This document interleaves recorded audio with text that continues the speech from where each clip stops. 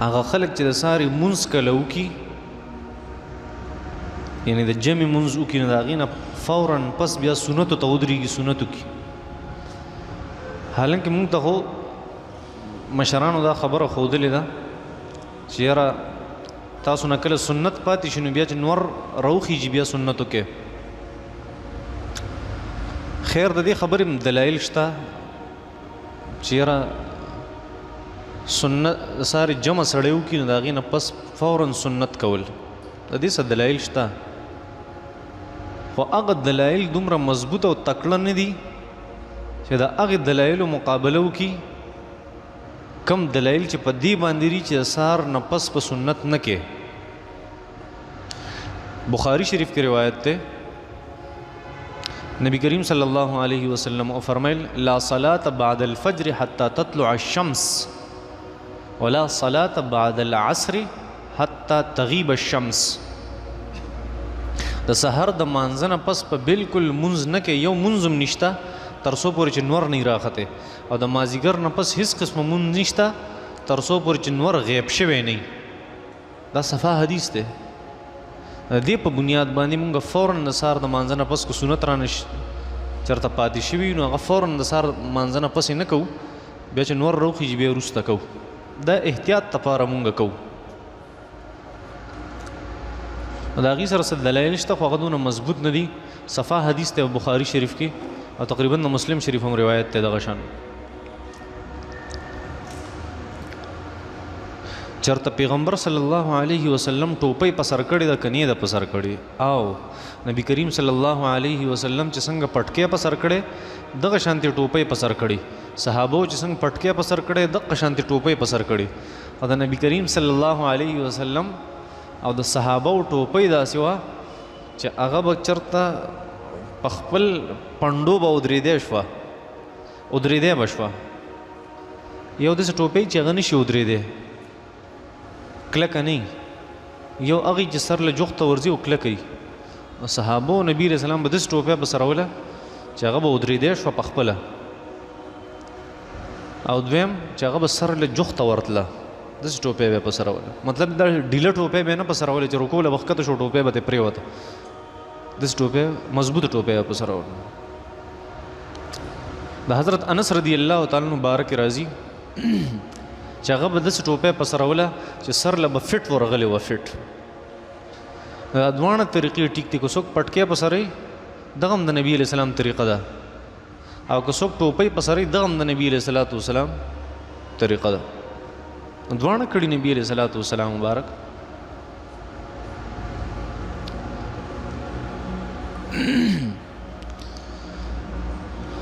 ما خپلې ښځې ته په غوسه کې وي ځکه هغه زما ډېره نافرمانه ده چې تا ته طلاق دی طلاق دی، مطلب دوه پیرې مې ورته وي، او بیا چې مې کله غوسه سړه شوه نو بیا مې ورته دوه ځلې وي تا ته طلاق دی طلاق دی. اوس په څه کېږي؟ نو اوس په څه کېږي؟ تا خو کار کړی دی. 3 طلاقه به دې ښځې ته راشي، دا یو طلاق دې فضول لاړو، 3 به راشي او دا ښځه مغلظه شوه په تا باندې. اوس تر هغې پورې دې سره ستا نکاح جایز نه ده څو پورې چې دې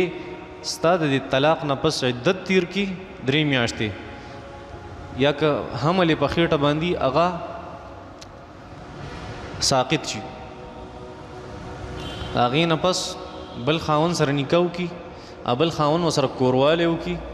او هغې بیا په خپله خوښه طلاقه کړي د کوروالي نه پس، او بیا پې عدت تیر شي، د هغې نه پس ستا دپاره دا ښځه روا ده که ته ورسره نکاح کیله، او که هغه هم د نکاح خواهشمند دی د هغې نه مخکې بالکل روانه ده. ښه ګپ مه لګوئ د طلاقو سره.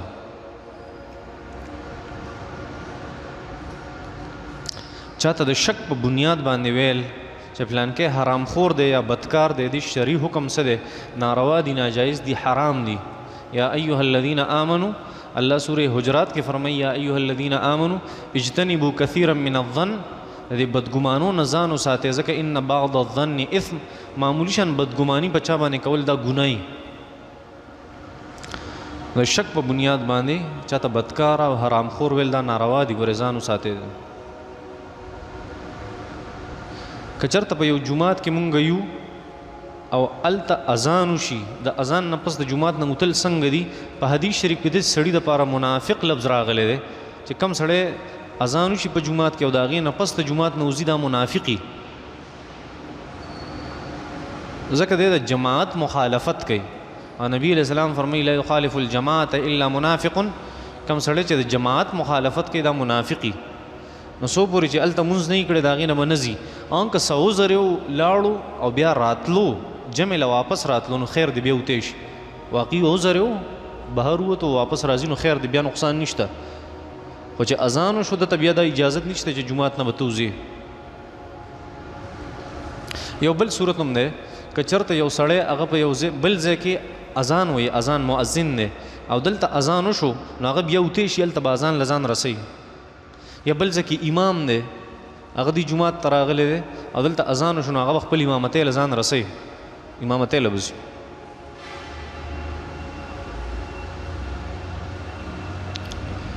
که چېرته یو سړی اذان کوي او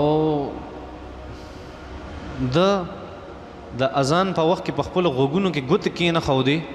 نو اذان ورسره کېږي که نه کېږي او بالکل ټیک دی که غوږونو کې ګوتې ږدي او که نه ږدي خو دا غوږونو کې ګوتې ږدل دا افضل ده افضل بهتره طریقه ده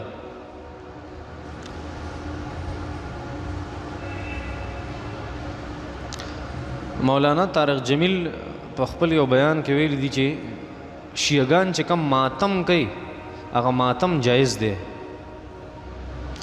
د مولانا طارق جمیل صاحب داسې نه دي ویلي مولانا طارق جمیل صاحب د هغې هغه واقعه ذکر کړې د کربلا هغه چې حضرت زینب رضی الله تعالی عنها جړل او دا یې وی چې یا محمد یا محمد صلی علیک الاله وملک السماء هذا حسین بالعراء مزمل بالدماء مقطع الاعضاء بناتك سبایا وذریتک مقتله نبی علیہ السلام ته فریاد کو اے زمونږ بابا راشه ستا بچي هغه نن شهیدان کړی شو ستا اولاد هغې سره ډېر غټ ظلم وشو نو هغې جړل ځکه هغې دا ظلم کتو دا ماتم نو دی خو په ماتم کې خپل ځان په چړو باندې وایي او په ځان باندې اینې را ماتوي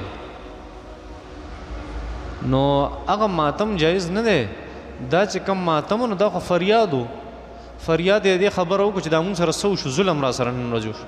مولانا طارق جمیل صاحب هغه واقعه بیان کړې دغه ما اورېدلې نور راته پته نشته که مولانا طارق جمیل صاحب دا خبره کړي چې ماتم د شیعګانو دا چې کم کوي دا جایز دی دا خبره بالکل درسته نه ده ځکه حدیث شریف کې راځي چې هغه سړی زما امتی نه دی چې کم سړی امن ضرب الخدود وشق الجیوب ودعا بدعوى الجاهلیه کم سړی چې په مرګ کې خپل مخ وی په سپېړو باندې خپل ګریوان شلی او هغه ستاینې کوي کم چې جاهلیت په زمانه کې به خلکو ستاینې کولې دا زما امتی نه دی سره نو ماتم د کوم طرفه جایز شو ماتم جایز نه دی که مولانا طارق جمیل صاحب بل څه ویلي کله ناکله د یو عالم په خبره څوک پوه نه شي نو بس بل څه تې وایي او زمونږ د دې شیرګل د دې خلکو خدا عادت دی خبره یو شان واوري بار بل شان دی وکړي دی عادت ماتم جایز نه دی ښه نبی علیہ الصلوۃ والسلام مبارک فرمایل چې تعزیت یو مړی وشي هلته ناسته هلته دعا کول دا 3 ورځو پورې روا دي د هغې نه پس د سر روانه دي که یو سړی په سفر باندې یو راشي نو هغه دعا کولی شي 3 ورځو پورې اجازت دی ځکه خو نبی علیہ الصلوۃ والسلام مبارک فرمایل چې یوې ښځې دپاره جایز نه دي چې هغه دې په یو مړي باندې د 3 ورځو نه سیوا جړه فریاد وکړي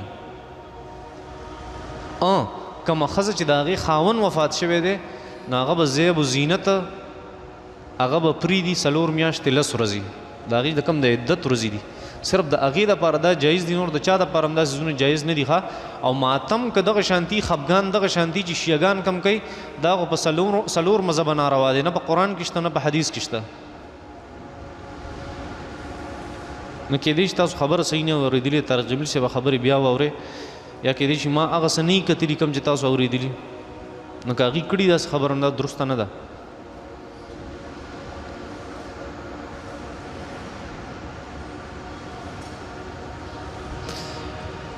وایي چې بعضې خلکو په یوټیوب باندې ځان له چینلې جوړې کړي دي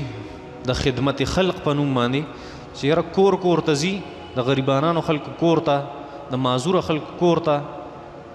او د محتاجو خلکو فقیرانو کورونو ته ځي او د هغې نه ویډیوګانې کوي او خلکو ته یې ښیي چې یاره دا خلک غریبانان دي ستاسو په معاشره کې او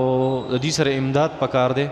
خو په هغې ویډیوګانو کې د هغې زنانه هم راځي هغې طرف ته هم کیمرې تاوي کړي نو دا کیمرې زنانو طرف ته تاول دا روا نه دي ناروا دي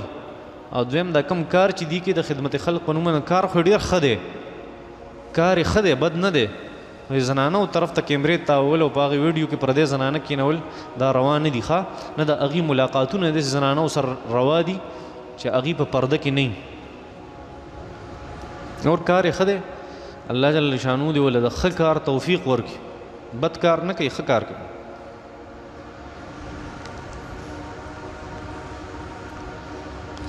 په یو کمره کې ما مونځ کو او کمره کې تصویران لګېدلي وو زما مونځ شوی دی که نه دی شوی که چېرته په کمره کې مخامخ تصویران لګېدلي وو او تا مونځ کو او تصویران ستا مخامخ نو مونځ دې نه دی شوی دوباره به وکړي او که چېرته سیډونو ته لګېدلي یا شاته لګېدلي بیا خیر دې مونځ شوی دی ښه هېڅ نقصان یې نشته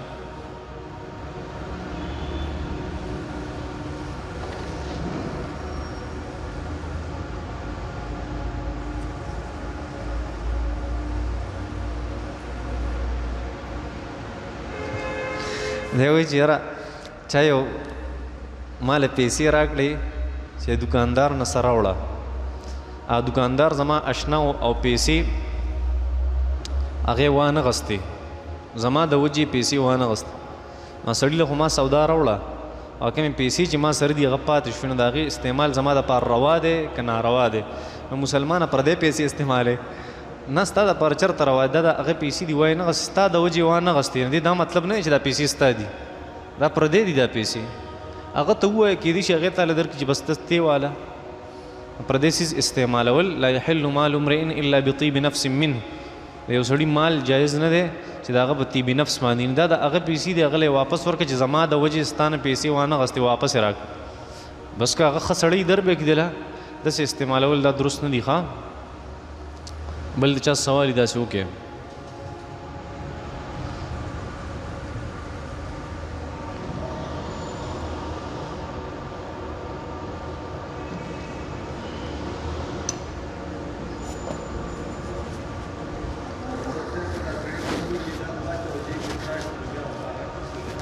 او بیا بالکل ټیک ده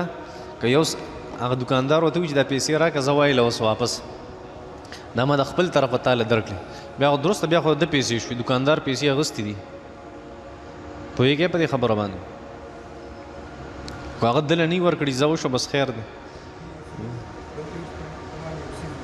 او ها څنګه ګران ورکي سخیر علا والا ما تا ته وي چې ماله سخی والا ها ګوره یو خبر ځان سره یاد ساتئ چې که دې سړي ته وایي چې یاره ماله یو څاروی واله که څه خرچه مرچه راله نور څه مسله وه نو هغه هم دله زه درکمه خو ته ماله یو څاروی واله ښه شانتې